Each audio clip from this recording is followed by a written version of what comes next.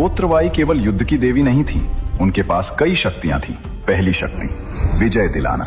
जो भी योद्धा सच्चे मन से कोत्रबाई की पूजा करता, उसे युद्ध में जीत मिलती थी। दूसरी शक्ति, वीरता प्रदान करना। कायर योद्धा भी कोत्रबाई की कृपा से वीर बन जाते थे।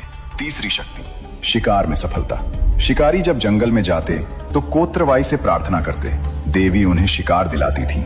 चौथी शक्ति, प्रजनन और उर्वरता। हाँ, कोत्रबाई मातृ देवी भी थी। वे फसलों को भी समृद्ध बनाती थी। ग्रामीण लोग पहली फसल कोत्रबाई को अर्पित करते थे। पांचवी शक्ति, न्याय। जब किसी निर्दोष पर अत्याचार होता तो कोत्रबाई उसकी रक्षा करती थी। लेकिन इन सब शक्तियों के साथ एक खास बात थी, कोत्रबाई क्रूर भी हो सकती थी।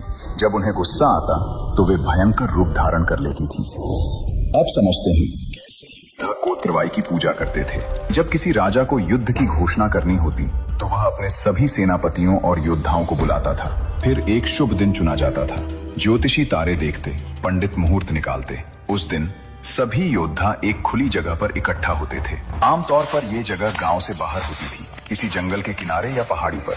वहां कोत्रबाई की एक अस्थायी वेदी बनाई जाती थी, पत्थरों को जमाकर मिट्टी से।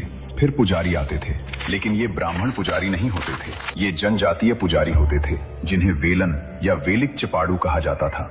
पुजारी विशेष कपड़े पहनते थे, लाल रंग के कपड़े, माथे पर लाल टीका, हाथों में त्रिशूल। और अब वह हिस्सा जो सबसे रहस्यमयी है, कोत्रबाई की पूजा में रक्त की बलि दी जाती थी। हाँ, आपने सही सुना, खून, जानवरों का खून। आमतौर पर बकरे की बलि दी जाती थी, कभी कभी भैंसे की।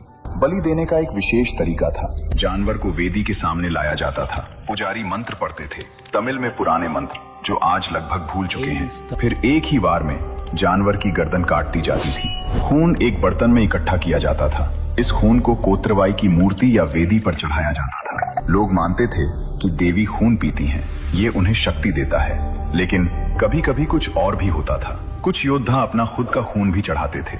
वे अपनी उंगली या हाथ में चीरा लगाते और खून देवी को अर्पित करते। लेकिन रुकिए, ये सब कुछ नहीं था। कुछ खास मौकों पर एक बहुत ही खतरनाक अनुष्ठान होता था। जब कोई बहुत बड़ा युद्ध होने वाला होता, जिसमें हार का मतलब मौत होता, तब कुछ योद्धा एक कसम खाते थे। वे कहते थे, अगर हम जीत गए तो हम अपना सिर देवी को अर्पित करेंगे।